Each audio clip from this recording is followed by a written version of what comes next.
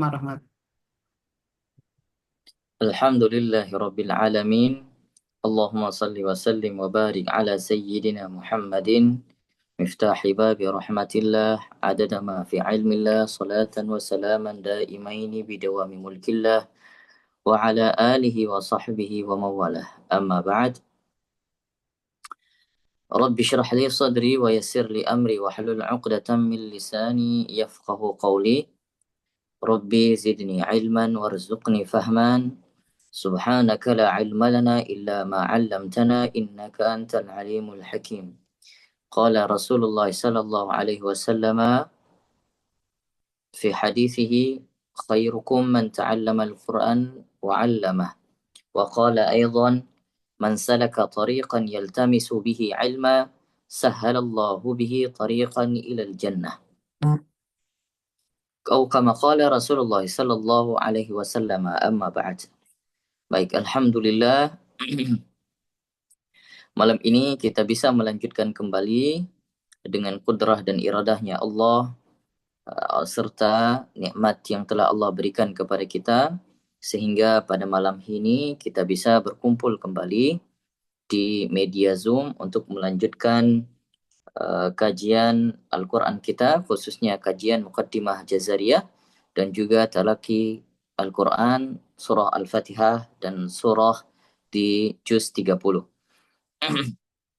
Baik, Alhamdulillah sebelumnya saya mengucapkan terima kasih banyak ya bagi yang sudah bisa bergabung kembali dan afwan sudah meninggalkan media Zoom selama 1 bulan kurang lebih ya. Nah, karena keberangkatan saya ke Tanah Suci kemarin dan Alhamdulillah sesempat-sempatnya saya di sana juga Alhamdulillah menyempatkan untuk mendoakan seluruh para jamaah yang di media Zoom dan juga jamaah-jamaah yang lainnya. Semoga juga bisa segera menyusul ke Tanah Suci Mekah dan juga berziarah kepada makam Mustafa Sayyidina Muhammad sallallahu alaihi wasallam sesegera mungkin. Ya, mudah-mudahan insyaallah semoga Allah memanggil kita semua. Baik. Bagi yang belum berangkat semoga segera diundang kembali. Bagi yang sudah berangkat semoga diperbanyak oleh Allah Subhanahu wa taala untuk diundang berkali-kali ke Baitullah, ke rumahnya. Baik, alhamdulillah. Ala kulli hal, dari segala nikmat Allah yang telah Allah berikan kepada kita, nah itulah yang kudrah dan iradah yang Allah berikan kepada kita, itulah takdir yang terbaik. Maka skenario Allah yang telah Allah berikan, yang telah Allah gambarkan, yang telah Allah desain untuk kita semua, itulah skenario yang terbaik. Ada saatnya kita diberikan nikmatnya, ada saatnya kita diberikan ujian, tapi itu semua adalah bagian daripada titah kehidupan. Baik, untuk malam ini kita lanjutkan kembali. Kemarin kita sudah menyelesaikan 2 bab kalau tidak salah. Bab makharijul huruf dan juga bab sifatul huruf kita sudah tuntaskan semuanya. Maka hari ini insyaAllah kita akan melanjutkan langsung ke bab mad. Sebentar, saya share dulu.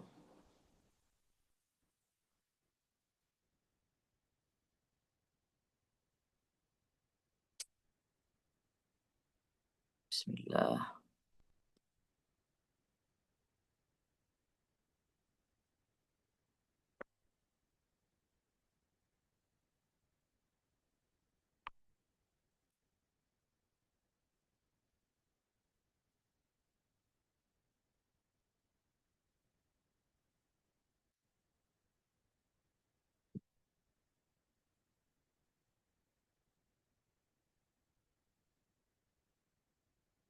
Baik. Hari ini kita masuk ke dalam bab tajwid. Bab tajwid, bukan bab mad ya, bab tajwid. Apa yang di pinggiran gambar ini mah gambar orang di pinggir kayaknya gambar saya. Nah, ya. Baik. Sudah kelihatan semuanya ya? Insya Allah ya. Mohon maaf ini malam ini saya belum bisa pakai laptop.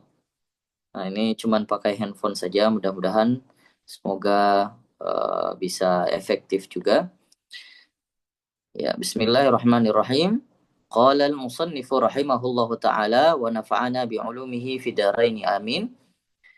Wal akhdhu, kita lanjutkan di wal akhdhu bitajwidi hatmun lazimun man lam yujawwidil qur'ana athimu.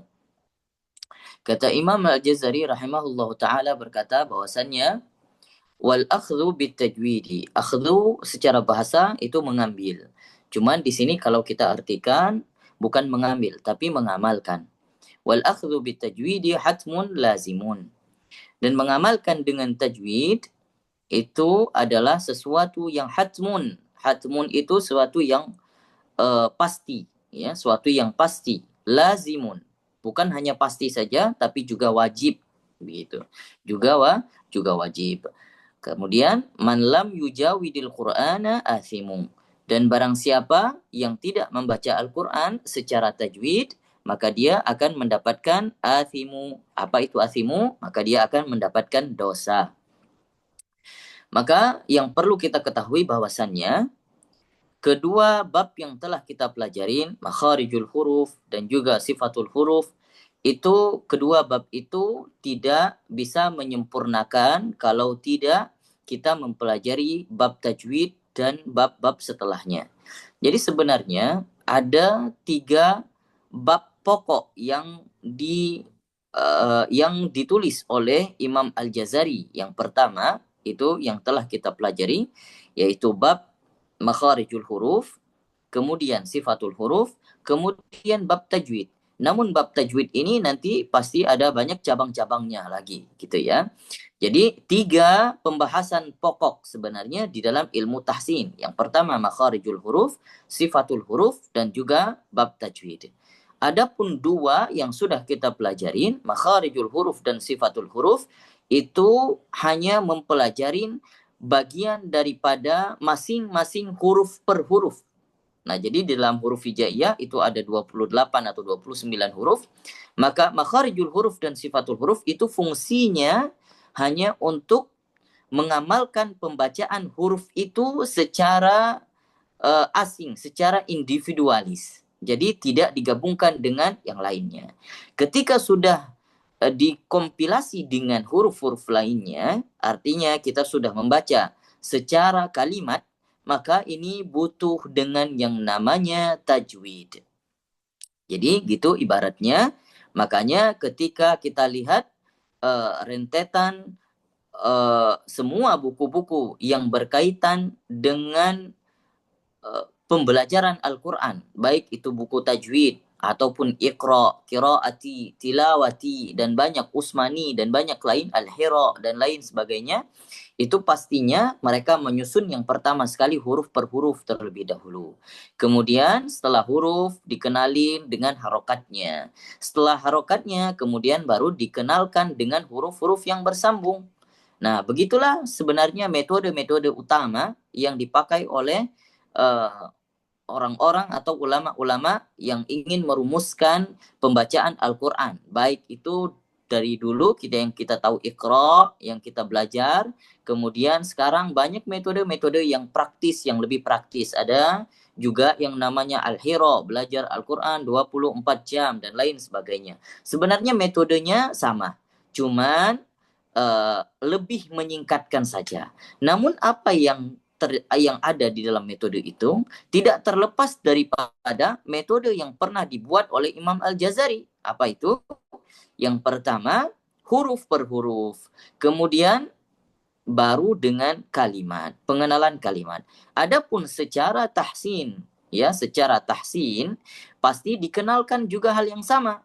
Yang pertama, cara pembacaan huruf. Di sana ada makharijul huruf, di sana ada sifatul huruf. Kemudian cara membacanya ketika di dalam Al-Quran pasti sudah tergabung huruf dengan huruf menjadi kalimat per kalimat. Makanya ada yang namanya bab tajwid dan turunan-turunannya nanti. Adapun bab tajwid ini yang kita pelajari nanti itu pasti ada perubahan beberapa cara membaca yang pernah kita pelajari di bab makharijul huruf atau sifatul huruf. Itu pastinya. Kenapa? Karena saat kita membaca huruf per huruf, ya, huruf per huruf cara membacanya. Misalnya demikian. Namun nanti kalau sudah bertemu dengan huruf lainnya, ada yang harus didengungkan, ada yang harus disembunyikan, ada yang harus dibalikkan dan lain sebagainya. Itu cara membaca pasti sudah ada perbedaan. Maka itu yang harus dipelajari nanti khusus di bab tajwid. Namun kata Imam Al-Jazari, di sini secara rumus-rumusan dan ketentuan-ketentuannya malam ini, insya Allah kita akan pelajarinya di pekan depan insya Allah. Namun ini baru prolognya saja yang diberikan oleh Imam Al-Jazari. Kata Imam Al-Jazari bahwasannya mengamalkan ilmu tajwid juga sesuatu yang sangat penting dan harus. Jadi nggak cuma penting tapi wajib diamalkan. Kenapa? Karena barang siapa yang tidak mengamalkan pembacaan Al-Quran dengan tidak mengamalkan tajwid, maka dia akan berdosa. Nah, dari sini para ulama itu merumuskan banyak klasifikasi orang yang membaca Al-Quran. Salah satunya Imam Al-Jazari di dalam kitab An-Nashr fi Qira'atil Quran, fi qira'atil ashar, afwan, An-Nashr fi Qira'atil Ashar. Nah, itu nama kitabnya. Nah, di dalam situ maka Imam Al-Jazari itu merumuskan bahwa orang yang membaca Al-Quran dibagi kepada 3 golongan. Yang pertama, Al-Muhsin bil Ma'jur. Apa itu Al-Muhsin bil Ma'jur? Al-Muhsin bil Ma'jur itu adalah orang yang membaca Al-Quran sudah bagus dan diberikan pahala karena bacaannya. Nah, tetapi dari Muhsin bil Ma'jur ini dibagi lagi kepada 2. Berdasarkan hadis Rasulullah Sallallahu Alaihi Wasallam, bahwasanya orang yang membaca Al-Quran tidak pernah rugi. Kenapa? Karena orang yang membaca Al-Quran yang diberikan pahala atau yang diberikan ganjaran itu terbagi kepada 2. Yang pertama, al-mahirun bil qiraah. Dia pinter, dia bagus, dia mahir dalam membaca Al-Quran, maka ganjarannya apa? Ma'al bara'atil kiramil bararah, bersama para malaikat yang nantinya di surga. Itu ganjarannya. Adapun yang kedua, orang yang membaca Al-Quran wa yatata'ta'u fihi, dan dia itu masih terbata-bata di dalam membaca Al-Quran. Maka kata Rasulullah Sallallahu Alaihi Wasallam, falahu ajran. Baginya itu akan mendapatkan 2 pahala. Yang pertama, pahala dia berusaha. Yang kedua adalah pahala dia baca Al-Quran. Jadi akan mendapatkan 2 pahala. Yang rugi tidak. Maka kata Rasul Sallallahu Alaihi Wasallam salah satunya, bahwa harta perniagaan yang sangat untung, ya, seluruh amalan manusia yaitu Al-Quran salah satunya. Jadi tidak ada ruginya. Meskipun cara membacanya masih salah, ya, meskipun cara membacanya masih salah, tapi masih ada pahalanya. Namun di sini dikatakan mengamalkan tajwid itu pasti dan harus. Nah, kalau tidak mengamalkan tajwid berarti dosa, gitu. Namun bagaimana kalau orang yang masih orang yang membaca Al-Quran tapi masih salah, ya, baik itu makharijul hurufnya, sifatul hurufnya, ataupun tajwidnya. Bagaimana ganjarannya? Nah, orang yang seperti ini dilihatkan terlebih dahulu. Kalau selama dia masih di dalam proses belajar, konteksnya belajar, maka kembali lagi kepada muhsin bil ma'jur, kepada orang yang diberi ganjaran membaca Al-Quran. Jadi tidak ada ruginya. Nah, orang yang membaca Al-Quran, ya, orang yang membaca Al-Quran, dia mengamalkan tajwid, maka dia akan mendapatkan pahala. Namun ada orang yang tidak mengamalkan Al-Quran, tidak mengamalkan tajwid, maksudnya tidak mengamalkan tajwid ketika membaca Al-Quran, itu 2. Yang pertama, dia tidak mengamalkan tajwid karena sengaja, maka itu dosa. Adapun yang kedua, dia tidak mengamalkan tajwid karena tidak sengaja, berarti dia tidak mendapatkan dosa. Begitu. Jadi maksudnya bagaimana? Orang yang sudah mengamalkan, sudah belajar tajwid, tapi sengaja membaca secara salah, itu sudah pasti berdosa. Tapi ada orang yang sudah belajar tajwid, ya, tapi dia tidak mengamalkan tajwidnya dengan tidak sengaja. Dalam maksudnya ketika dia membaca mungkin ada sesuatu yang keliru, ada bacaan makhrajnya yang keliru, maka itu diampunkan, tidak berdosa. Artinya di dalam membaca Al-Quran pasti ada derajat-derajat bacaannya. Kadang ketika kita membaca secara talaki dengan guru, mungkin kita membacanya secara maksimal, totalitas 100%, gitu ya. Maka itu akan mendapatkan ganjaran yang lebih lebih maksimal. Adapun mengamalkan at-tajwid ketika membaca Al-Quran juga tidak mesti harus selalu maksimal. Artinya tidak mesti harus selalu seperti kita talaki dengan guru. Nah, misalnya kita membaca Al-Fatihah secara talaki maksimal. Bacanya pelan-pelan gitu ya. Tapi kalau misalnya sholat tarawih, ketinggalan jadinya. Jadi tidak mesti, ya, tidak mesti. Namun kita harus menyesuaikan sesuai dengan konteks. Artinya sesuai dengan kondisi dan situasi kita. Saat kita dalam kondisi sendiri, bacaannya mungkin sekitaran 80% sampai 100 gitu. Kalau talaki dengan guru diusahakan 100%. Kalau misalnya dibacakan di dalam sholat mungkin sekitaran 50% sampai ke 75%. Nah, itu tidak masalah, ya. Nah, sudah seperti itu memang kodratnya. Begitu anjurannya. Karena kenapa?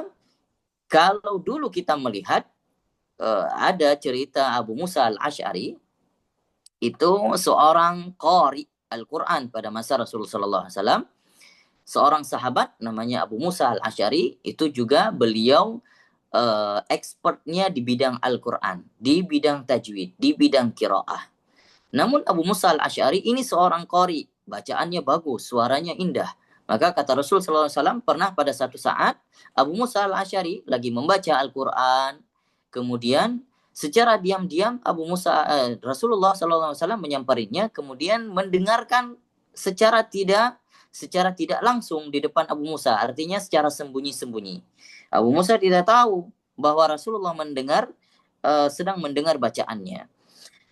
Apa katanya setelah itu? Setelah Abu Musa al-Ash'ari tahu bahwa Rasulullah ada di belakangnya, kemudian berkata, "Wahai Rasulullah, seandainya aku tahu engkau sedang mendengar bacaanku, maka aku akan memaksimalkan kembali bacaanku.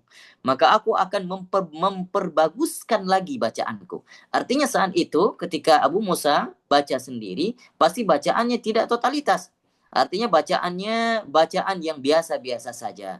Tapi dengan syarat tidak ada lahan. Artinya tidak ada kesalahan. Terbebas daripada kesalahan. Namun tidak maksimal, tidak masalah. Tapi apa kata Rasul sallallahu alaihi wasallam?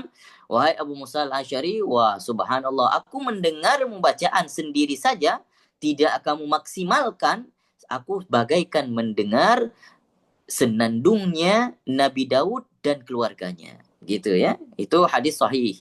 Ya, hadis sahih dikatakan bahwasanya Rasulullah SAW ketika mendengar Abu Musa al-Ash'ari membaca Al-Quran, bagaikan senandungnya Nabi Daud dan bersama keluarganya. Nabi Daud terkenal dengan suaranya yang indah ya. Bahkan katanya burung-burung saja yang sedang terbang itu bisa hinggap ketika Nabi Daud sedang bersenandung. Begitulah suara Abu Musa al-Ash'ari. Tapi sebenarnya itu belum maksimal bacaannya Abu Musa al-Ash'ari. Begitulah beberapa pandangan ketika orang yang membaca Al-Quran dan mengamalkan tajwid ketika membaca Al-Quran. Namun, kalau seandainya dia tidak mengamalkan tajwid ketika membaca Al-Quran dengan sengaja dan dapat mengubah makna, maka itu berdosa. Adapun tidak mengamalkan tajwid dengan sengaja tapi tidak mengubah makna, itu tidak berdosa. Nah, jadi kesimpulannya, ketika orang yang tidak mengamalkan tajwid dalam bacaan Al-Quran, yang pertama, dia tidak mengamalkan tajwid tetap dengan sengaja, ya, tetapi tidak mengubah makna, maka tidak berdosa. Kalau yang berdosa itu hanya satu, tidak mengamalkan tajwid secara sengaja, namun mengubah makna, maka itu berdosa. Selainnya tidak berdosa, ma'fu'an. Adapun klasifikasi yang kedua, golongan orang yang kedua, yang pertama tadi apa? Muhsin bil ma'jur. Muhsin bil ma'jur. Yaitu orang yang membaca Al-Quran dan diberi ganjaran. Namun yang kedua adalah musi asim. Musi asim. Apa itu musi asim? Musi asim itu adalah orang yang membaca Al-Quran jelek, ya, tetapi dia juga berdosa. Nah, dalam konteks ini, para ulama sepakat al-musi asim ini adalah orang yang tidak mau belajar Al-Quran sama sekali. Dia sudah tahu bacaannya tidak bagus, kemudian dia sudah tahu Al-Fatihahnya tidak lancar, bacaannya masih terbata-bata, tapi tidak mau belajar. Maka itu dikategorikan musi asim. Orang yang bacaannya jelek tapi juga berdosa. Maka selama dia hidup dan dia tidak pernah memperbaiki bacaannya selama hidup dan meninggal di dalam bacaan Al-Qur'annya yang masih jelek dan tidak pernah berguru, tidak pernah belajar, tidak pernah mau belajar melangkah kepada majelis Al-Qur'an, tidak pernah mau memperbaiki Al-Qur'an, bahkan azam saja untuk memperbagus bacaannya tidak ada, maka dia tidak akan mendapatkan pahala Al-Quran. Maka Al-Quran itu tidak akan menjadi syafaat baginya di hari kiamat nanti. Ya, na'udzubillah, summa na'udzubillah. Semoga kita dimasukkan ke dalam golongan yang pertama. Meskipun masih terbata-bata, masih di dalam usaha mempelajari Al-Quran, usaha membaguskan Al-Quran, semoga Allah menggolongkan kita kepada golongan pertama, yaitu muhsin bil ma'jur. Kemudian yang ketiga, golongan yang ketiga adalah musi ma'dzur. Tadi musi athim. Sekarang musi ma'dzur. Apa itu musi ma'dzur? Orang yang bacaannya jelek tapi dimaafkan. Orang bagaimana ini? Orang yang seperti ini adalah orang yang seperti hadis Rasulullah tadi, ya tata'ta'u fihi, ya, dia terbata-bata tapi masih mau belajar, tapi banyak salah. Maka dia itu dimaafkan, ma'zur. Gak mungkin semua bacaan Al-Quran, misalnya kita membaca Al-Quran hari ini 1 juz. Itu mungkin kemungkinan kecil bacaan kita itu benar semua. Tidak mungkin. Pasti ada salahnya, pasti ada kelirunya. Para nabi aja banyak keliru dari segi kemanusiaannya. Namun kita juga secara segi kemanusiaan kita membaca Al-Quran, adapun terkadang membaca secara hadar, secara cepat, apalagi. Nah, bisa jadi banyak salahnya. Namun ma'zur, dimaafkan. Karena kenapa? Karena kita dalam yang pertama, kondisi, situasi yang memungkinkan kita membaca cepat. Dan yang kedua, kita dalam tahap masih secara seumur hidup kita adalah saat kita belajar. Nah, jadi seumur hidup kita selama kita ingin mempelajari Al-Quran, ingin memperbaiki bacaan Al-Quran, maka seumur hidup kita pun dima'zurkan. Apa itu dima'zurkan? Dimaafkan selama terjadi kesalahan kita di dalam membaca Al-Quran. Begitu juga membaca Al-Fatihah misalnya di dalam sholat. Makanya ketika sholat itu wajib, maka Al-Quran mempelajari Al-Fatihah itu juga wajib. Kenapa? Kaidah menyebutkan bahwa ma la yatimul wajib fahuwa wajib. Barang siapa, apa saja yang tidak menyempurnakan suatu kewajiban, maka itu menjadi wajib. Artinya, Al-Fatihah itu menjadi penyempurna daripada sholat. Salah satu rukun sholat. Maka ketika sholat itu diwajibkan, maka menyempurnakan bacaan Al-Fatihah juga wajib.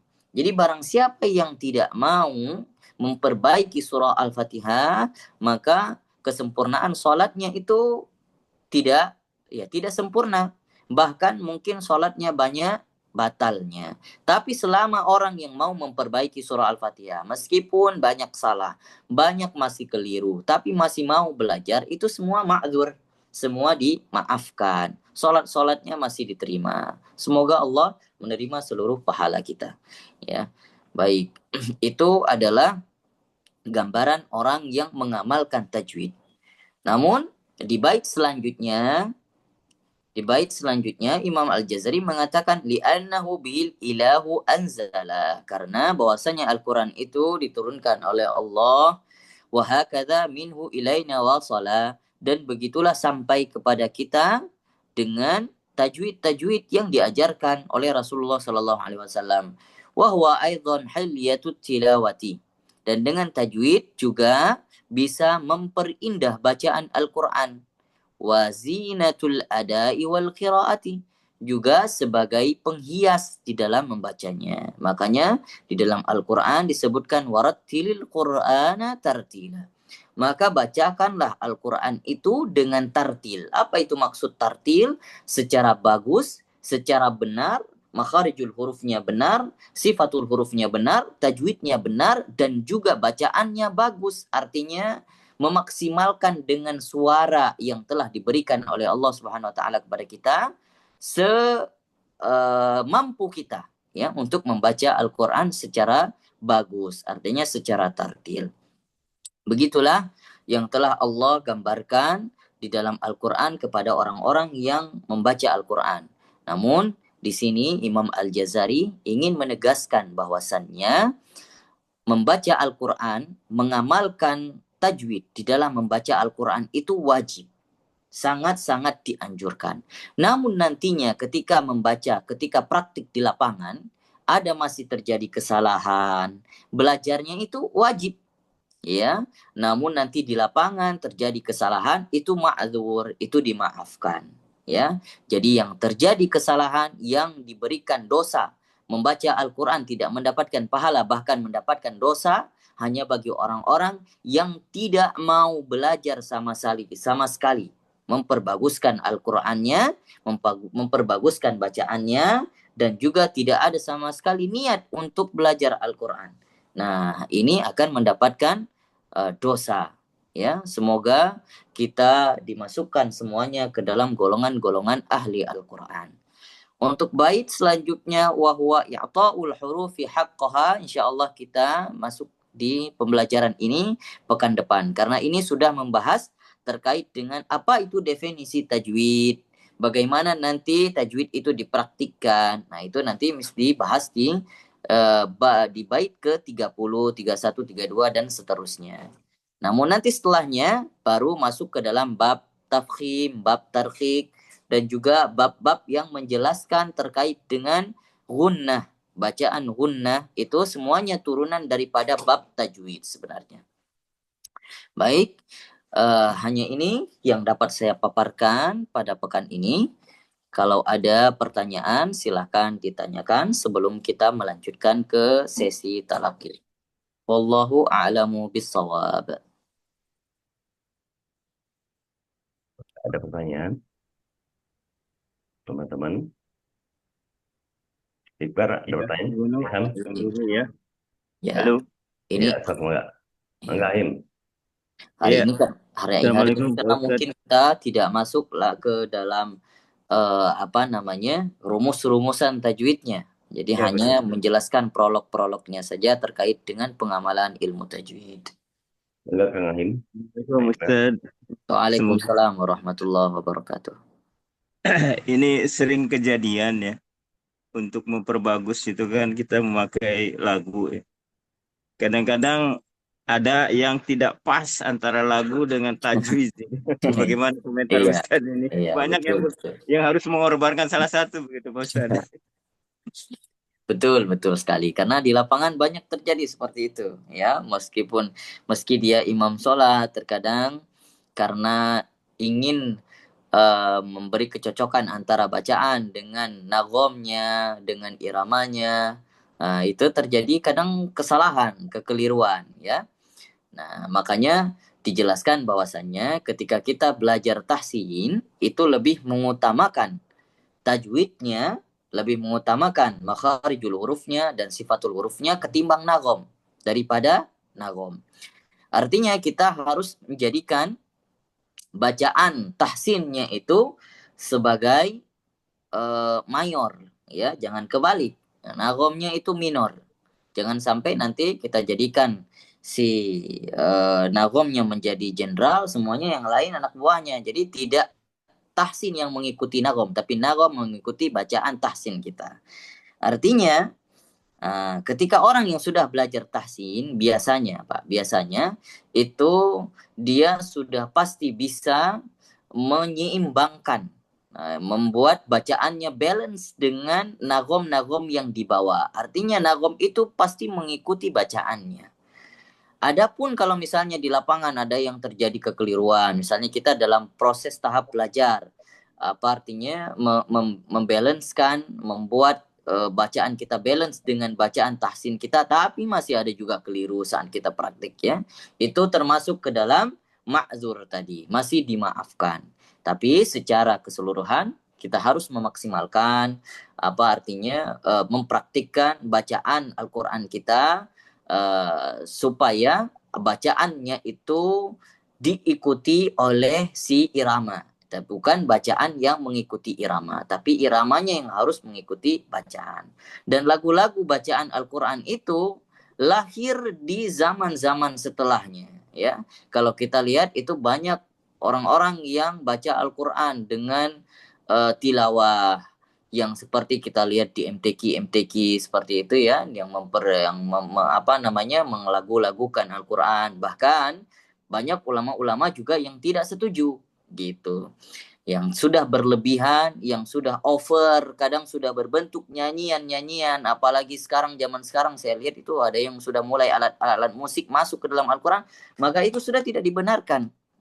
Jadi jangan terlalu istilahnya terlalu lebay juga ya, jangan terlalu over.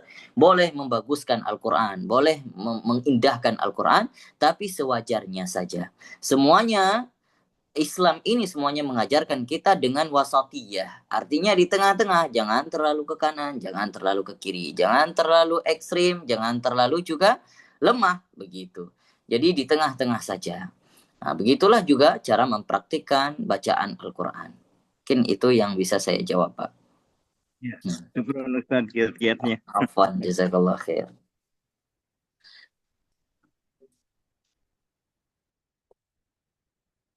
Ada lagi?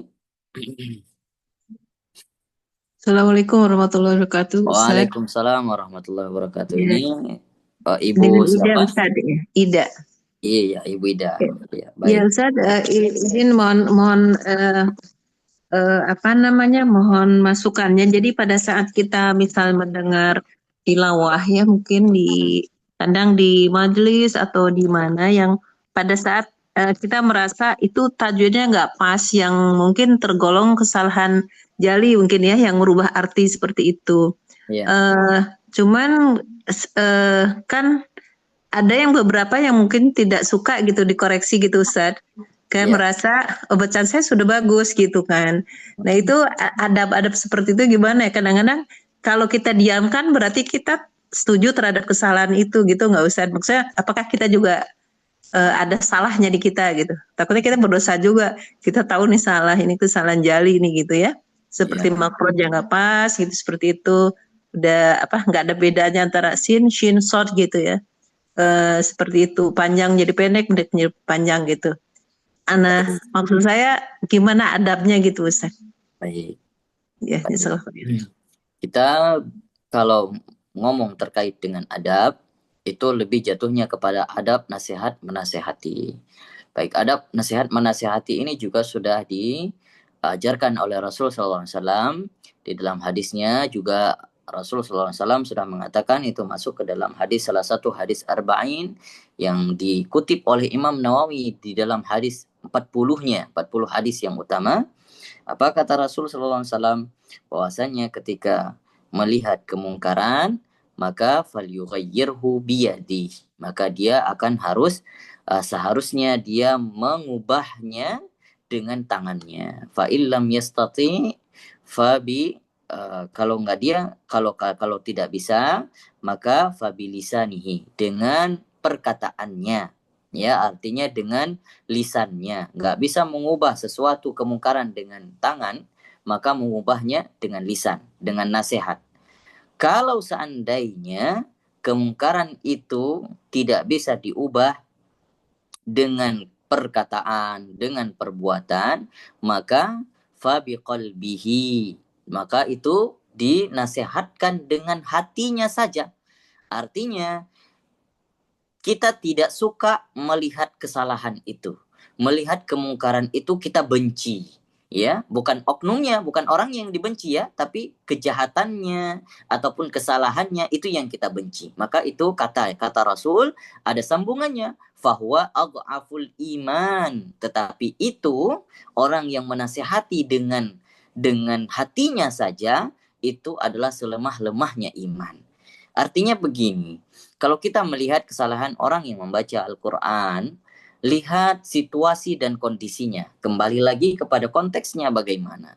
Kalau misalnya situasi kita memungkinkan untuk menasehatinya secara langsung, kenapa tidak? Kita samperin, kemudian nasihatin secara baik-baik. Adapun setelahnya, dia mau menerima atau tidak, bukan masalah kita.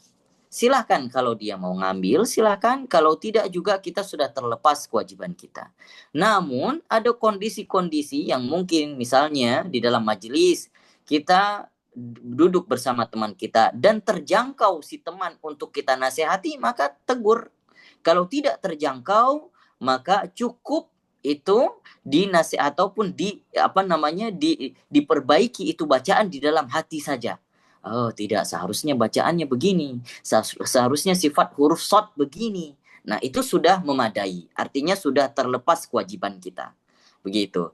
Artinya semua hal la yukallifullahu nafsan illa wus'aha. Kembali lagi kepada kaidah asalnya bahwa Allah itu tidak memberatkan manusia dengan sesuatu yang tidak mungkin dia lakukan. Pasti itu. Jadi tidak mungkin ketika kita datang kepada ke suatu MTQ padahal kita paham, ya kita paham ilmunya paham. Namun kita dengar orang yang baca Al-Quran di MTQ satu kompetisi lagi baca Al-Quran misalnya ya, ada kesalahan bahkan kesalahan jali, nggak mungkin kita ujuk-ujuk datang ke podium langsung kita perbaiki, itu tidak mungkin ya. Jadi sesuai dengan kondisi situasi juga. Nah itu kita kembali bagaimana adabnya, merujuk bagaimana yang diajarkan oleh Rasul Shallallahu Alaihi Wasallam, begitu kita amalkan. Mungkin begitu Ibu, saya berikan pandangan. Baik, sekelar Ustadz. Jadi setidaknya kita menggugurkan kewajiban kita ya Ustadz ya. Iya. Jadi dalam jika memungkinkan kita coba untuk memberikan perbaikan gitu Ustadz ya. Setidaknya minimal dalam hati kita mendoakan itu ya. Betul sekali. Setidaknya mendoakan supaya Allah berikan hidayah, berikan petunjuk, berikan ilmu kepadanya lebih faqih kembali begitu. Nah, afwan Ibu. Jazakumullah khair. Ya, ada lagi? Baik, kalau tidak kita lanjutkan langsung ke sesi talaki hari ini. Afwan, ini yang talaki Akhwat atau akhwat ya? Akhwat Akhwat, ya.